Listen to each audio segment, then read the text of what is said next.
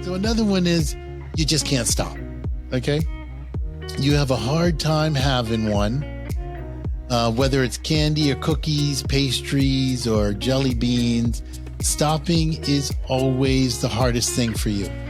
And if you have one potato chip and you just can't stop until the whole bag is gone, or one nacho and you eat 50, or until there are no more, you know at that point you're really not eating for your hunger. You're really eating because now you realize you just can't stop. Once you start that thing up, it's like this thing that just can't stop. Hey there! Welcome to Your Health Moment with Dr. Fitness. On this podcast, I want to give you the tools to start, continue, and never give up on your journey towards health. Whether you struggle with your weight, eating the right food, drinking enough water, exercise, or even time management, you are in the right place. And I'm here for you. If you want to take the next step on your health journey, I'd invite you to reach out to me and we'll put together a plan that starts right where you are. So get in touch with me directly at www.iamdrfitness.com or my Instagram at iamdrfitness. And it's spelled I-A-M-D-R Fitness. My name, Dr. Fitness, and this is Your Health Moment.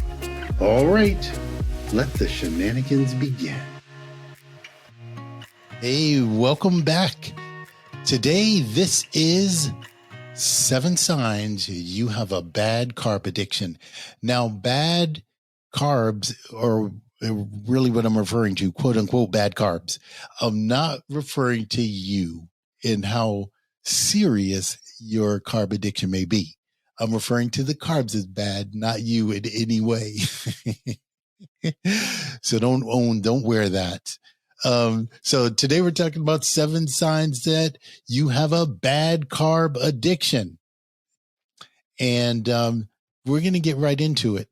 Now, if you're not really sure what I'm referring to where it comes to bad carbs, definitely listen to the previous episode. I break it down. We talk about bad carbs, and I also refer to them as simple carbs. So if you missed that, go back and just take a quick listen, and you'll be up to speed and you'll be able to jump right into this one quickly.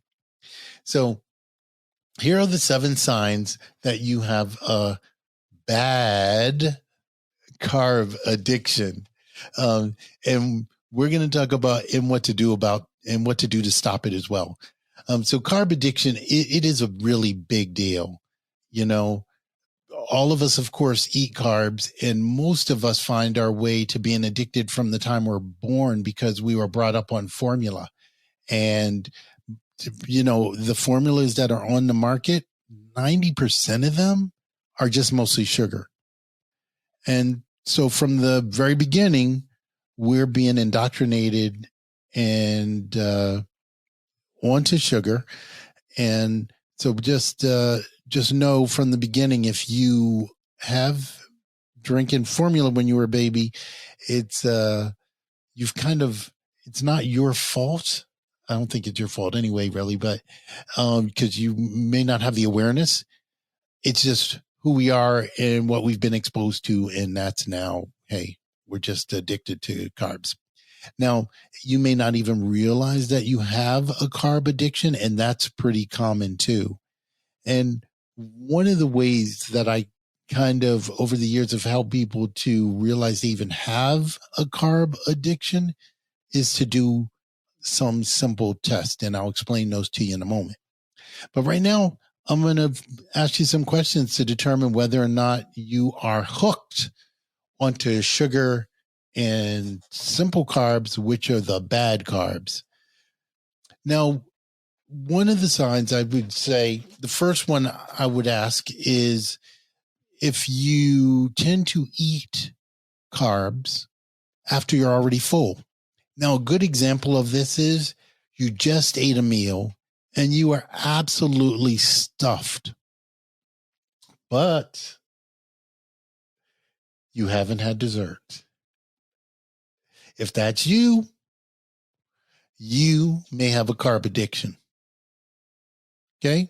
So if you're still shoving sweets into your mouth after you're absolutely stuffed, oh yeah. You know you're not doing it because you're hungry. Right? So that's going to be something that you really need to look at.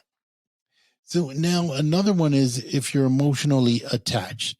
So if you eat carbs when you're feeling some kind of way, if you're sad, even if you're happy, but if it's emotionally attached, then bam, it's something to look at.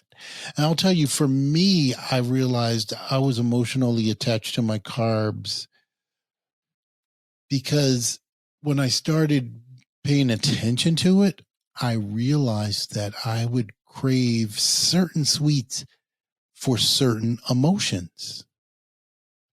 I would want different sweets if I'm happy and different sweets when I'm sad.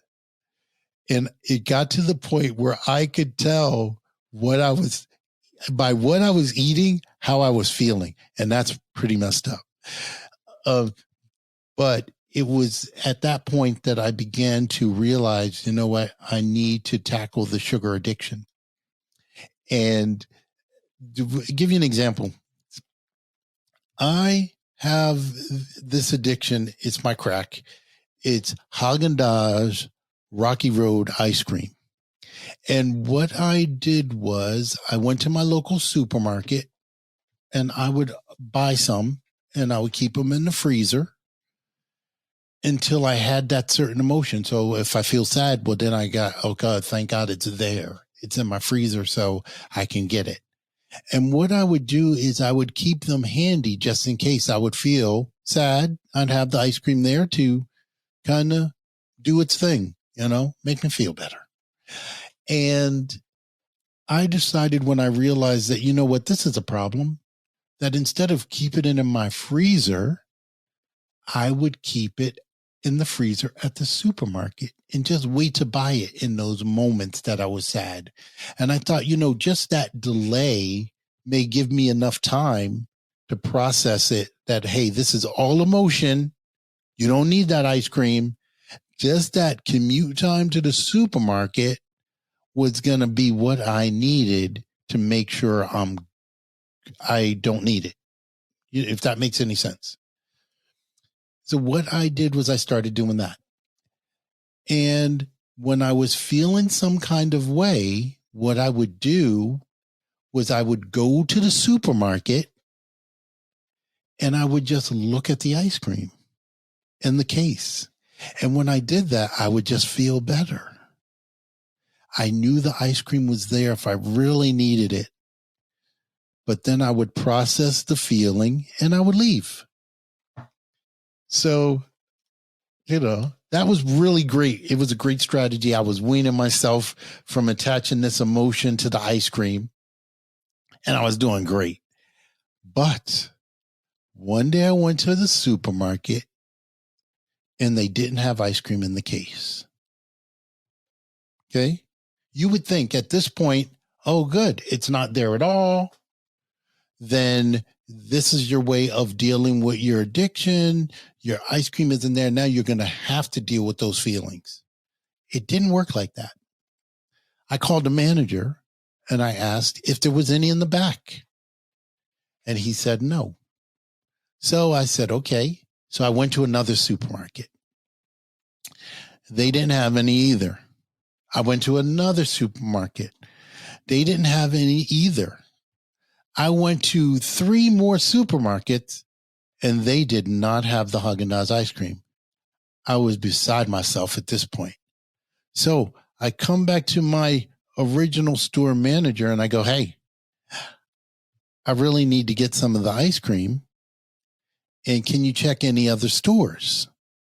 And he rattled off the stores and I said, no, I've been to that one. He rattled off another one. I said, I've been to that one. They don't have it. He rattled off another one and I said, I've been to that one. And I was hearing myself say that I drove all over the city looking for this ice cream that they don't have. Apparently he was listening. Apparently he was listening too. And he said to me, I'm going to call and find out what's going on with our Haagen-Dazs, and I will let you know exactly when it's coming in. And he also said to me, hey, when it comes in, I'm going to put a case in the back just for you. I won't let anyone touch it. I felt like a drug deal. So at that point, it was so clear to me that this addiction was just out of control. Well, he called me a week later to let me know that the whole plant had been shut down that makes the Rocky Road version of Haagen-Dazs, and there was just none in the state. There was none in the entire state. So believe it or not, as crazy as it sounds, that helped me to process it, and it put a much finer point on the fact of how emotionally attached to carbs you can be from my personal experience, and it was crazy. So if you feel that same way, or where it comes to either cookies or pasta or potato salad or soda or your favorite candy, when you use the word love, when you are describing a certain refined food, yeah, think of it. You may have a carb addiction. So another one is you just can't stop. Okay. You have a hard time having one, whether it's candy or cookies, pastries, or jelly beans. Stopping is always the hardest thing for you. And if you have one potato chip and you just can't stop until the whole bag is gone, or one nacho and you eat 50, or until there are no more,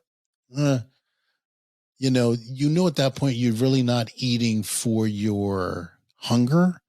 You're really eating because now you realize you just can't stop. Once you start that thing up, it's like this thing that just can't stop. It just won't stop until there's none left. And that's definitely a sign of addiction. So be mindful of it when you're eating something and you go, I just can't stop. I just can't have like one Skittle. Okay. One M&M, one potato chip. So try your favorite quote unquote sweet and see if you can eat just one and then leave it alone. This is what I'm going to challenge you to do. Eat just one and don't have another one for 48 hours. Tell me if you can do that. And if you can't, you are on the list of people that most likely are a bad carb addict, just so you know. And I think the first thing to be aware of, we're going to talk about what to do about it, but we can't really take the steps on what to do about our carb addiction until we acknowledge that we have it. It's like any addiction. You have to first say, yeah, it's me. I'm an addict. So you have to kind of admit it before you can work on it. So be mindful of that. So when you hear these things, don't run away from them. Don't feel bad about it. Don't turn off the podcast.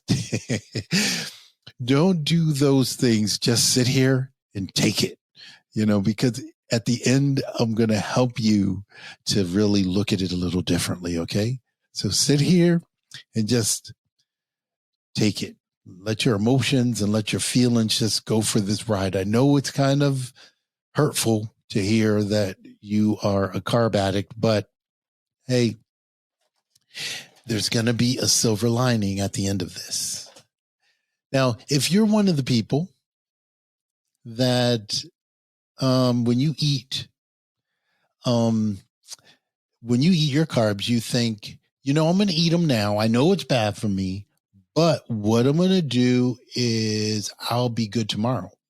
I won't eat them tomorrow. So after today, I'm going to be good. I'm not going to eat any more carbs. But today, I'm going in. I'm going to eat what I want today, but tomorrow is going to be today. Now, that sounds good. So think of it. If that's you, you you're good to yourself. Today you are okay. You're going to have it, but tomorrow you're not. But we're going to get a little deeper into this. Okay. If you say tomorrow often, so you say, I'm not going to do it I'm going to do it today, but not tomorrow. But if you have the pattern of saying, I'm not going to do it tomorrow, but then you do it the next day or the day after that, then you have an addiction, you know? So the first person to be honest to is yourself. And if you say, hey, I'm going to put it off, and you realize that it's not always true, that sometimes tomorrow doesn't really come, and then there's a problem. So acknowledge that and know that, hey, you have tendencies of being a carb addict.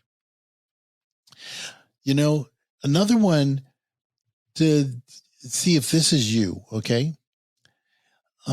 You can't, if you're going without carbs, simple carbs, we're talking about the bad carbs. If you're going without the bad carbs and you say, hey, I'm just going to go without the bad carbs, you get distracted. You can't stop thinking about what your next snack is going to be. You want to look for some other kind of carb to fill yourself up with.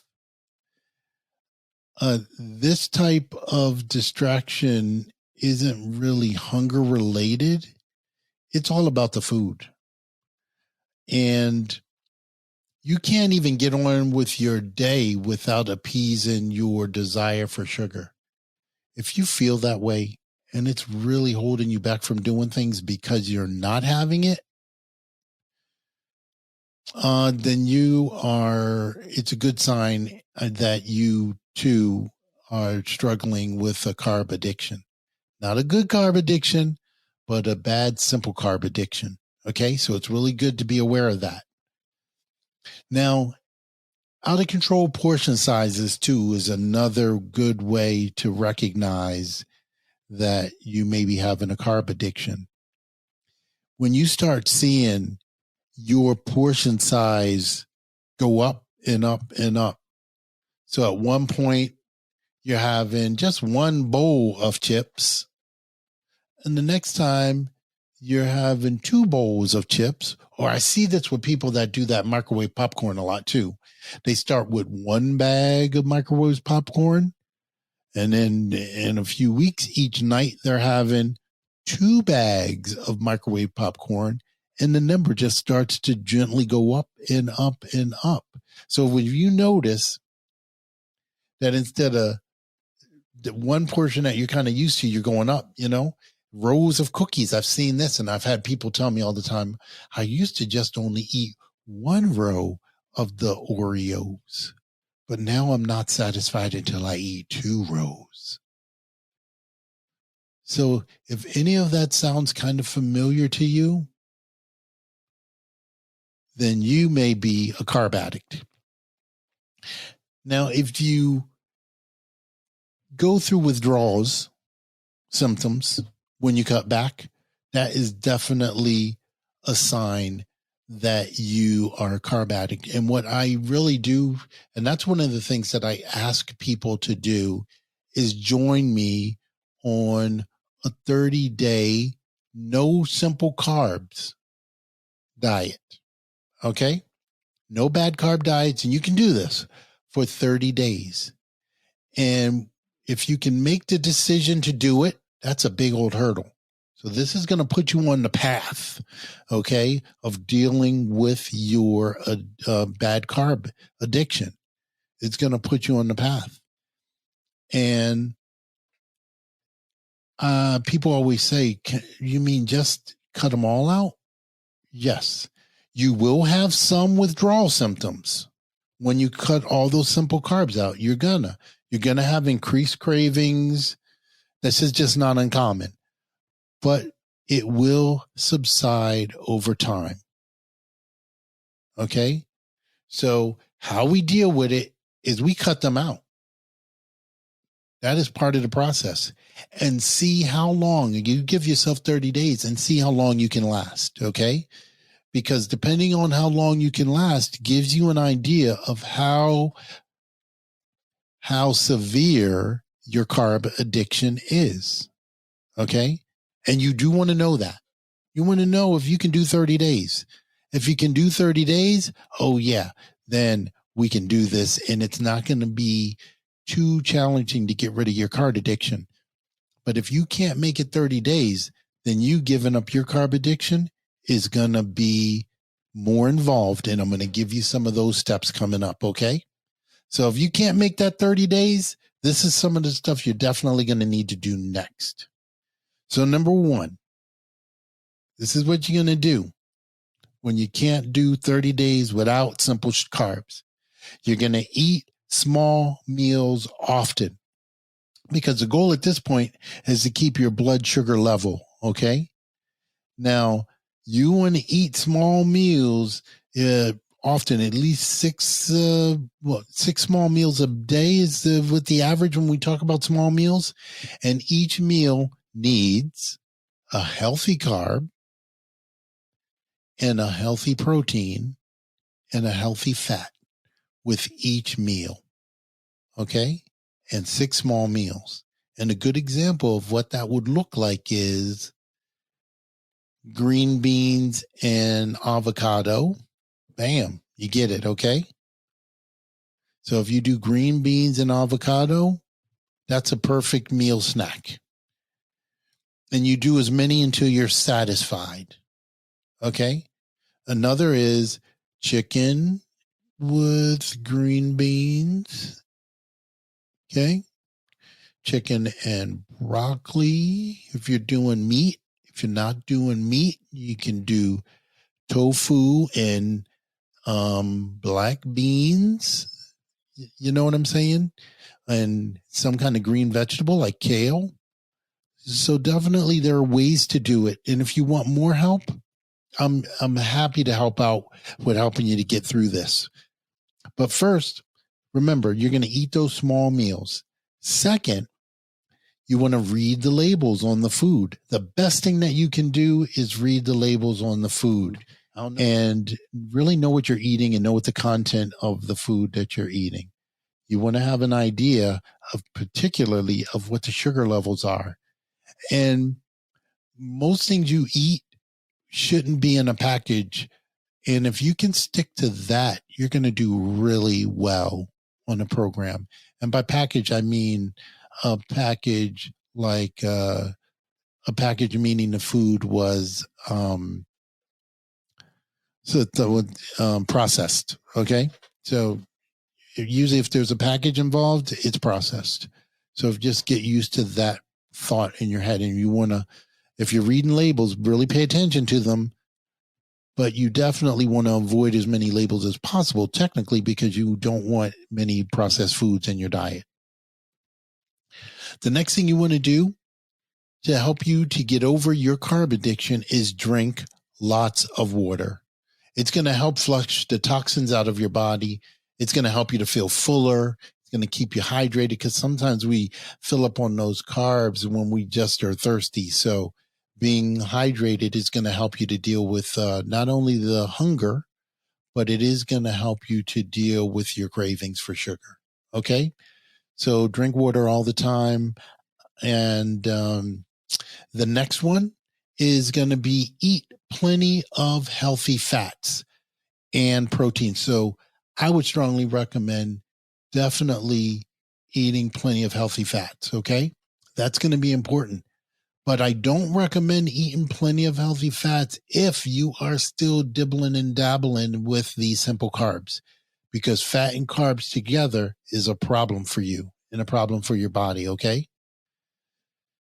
Now, if this stuff is kind of confusing, creating these new habits, and you think you may need help creating these habits, I definitely would like to help. And what I would do if you can't go that 30 days is reach out to me, because there's a detox that I recommend that I can coach you through. No matter where you live, you'll be able to do this, and I will ship it all to you. It's a 7-day detox that will, one, reduce your dependency on refined sugars, breads, and even nicotine and caffeine. And two, increase your energy. 3, it's going to rid your digestive tract of accumulated waste and putrefied bacteria. And it's great for helping your body to get rid of candida. If you're not really familiar with candida, I'll explain that on another show. We won't get into that today. It's just a bad, it's technically, it's a bacteria. I'm using it loosely. It's a bacteria that's in your gut and on your body that can be problematic if there's a lot of them, and they live off of simple carbs. So if you're feeding yourself a ton of them, it's really bad for your body. So look, I did it anyway, but I'll give you more detail another time about candida. Now, number 4 here is improves your mental clarity when you do this detox as well. Okay. And it's going to restore a better balance to what's going on peristatically in your colon. So you want that. So all the other things are going to happen. You're going to eat small meals on it. There'll be very few labels to read, but there'll be labels to read. We're going to do that on it. You're going to drink tons of water at the same time. You're going to be able to eat tons of healthy fat when you're on this. You're going to have nice protein. You're going to create new habits. And arguably, the hardest thing to really do is going to be to create new habits. And what it does is it totally helps with creating new habits and that you can stick to. Okay. Because if your daily routine is to grab a sugary coffee and a bagel in the morning, a sandwich and a soda in the afternoon, and a big bowl of pasta in the evening, all this has to change. So being open to creating new habits is going to be a big deal. And if you do the detox, it's going to help you to do that. So, in the cleaning out your cupboards is also a really big deal. It's really difficult to break any addiction if you still keep the stuff around. So whether it be heroin, cigarettes, or sugar. And in some cases, people say sugar is just as addictive as cocaine or heroin in some cases. I mean, it's important to realize that you just can't have it in the house. So think back of my strategy of when I had to move from not keeping it in the house and keeping it in the supermarket and just visiting it. So that may be a strategy. That may, you may consider my strategy of keeping ice cream at the supermarket instead of in your house. And when you have a craving for it, just go by the store and visit it and take that opportunity to work through all the stuff you need to work through or think about with it being in the store and not in your house. Keep everything out of your cupboards, out of your freezer. No crackers, no cookies, no cakes, no candy. If it's in your house, you will eat it.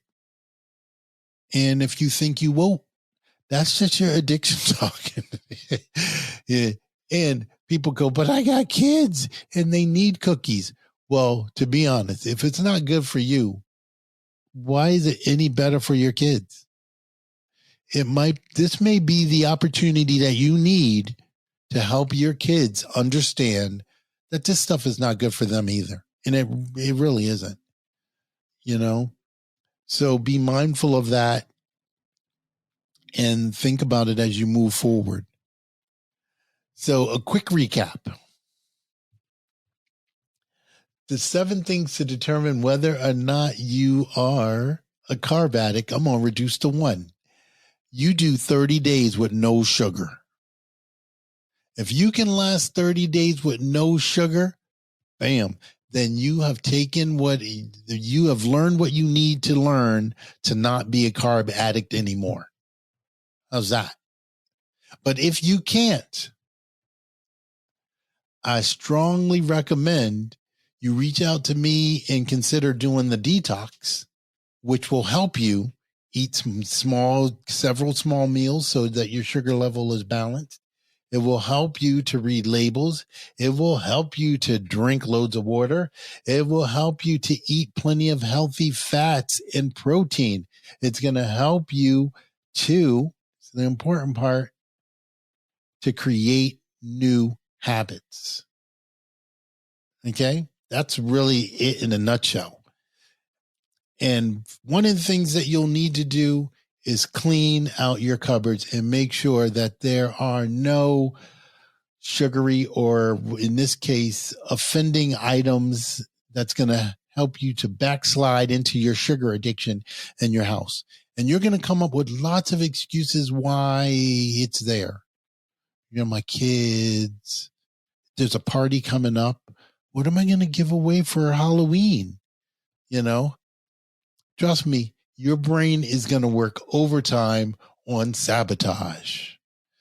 So if you're going to need support, and if even hearing this has been difficult for you and accepting the fact that you are a sugar addict, well, hey, you're going to have to deal with it. You're going to have to come up with new strategies. You're going to have to accept it at some point. So accept it now, or come to terms with it after diabetes or some horrible ailment or obesity or blood pressure challenges, or passing something like that on to your kids. This is also an opportunity for you to give them new habits that will lead them to just a healthier adult life.